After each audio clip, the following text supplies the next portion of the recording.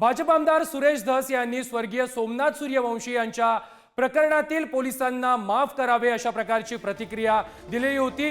त्यावरती आंबेडकरी चळवळ संतप्त झाली असून सुरेश धस यांनी यात पडू नये असं आवाहन त्यांनी केलेलं आहे। आम्हाला न्याय पाहिजे आणि या प्रकरणातल्या सगळ्या पोलिसांवरती सदोष मनुष्यवधाचा गुन्हा दाखल करा अशी मागणी देखील आंबेडकरी संघटनांकडून केली जाते।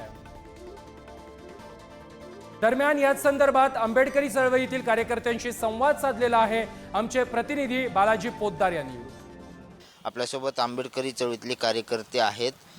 जे झालं ते झालं, तुमच्याकडे आणखी उपाय आहेत? या प्रकरणातले सगळे पोलीस आहेत त्यांना माफ करावं अशी मागणी सुरेश धस यांनी केली आहे। तुम्हाला काय वाटतं? मुळात सुरेश धस यांची मागणी पूर्णपणे चुकीची आहे।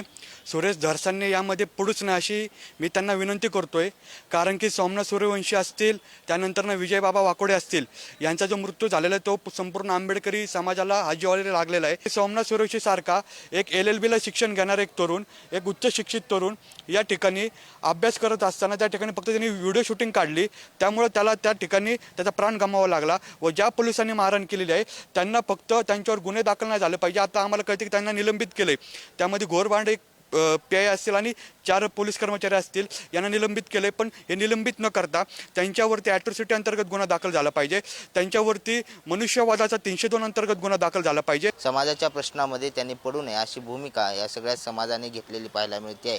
व्हिडिओ जर्नलिस्ट संपत मोरेसह बालाजी पोद्दार, पुढारी न्यूज, पुणे।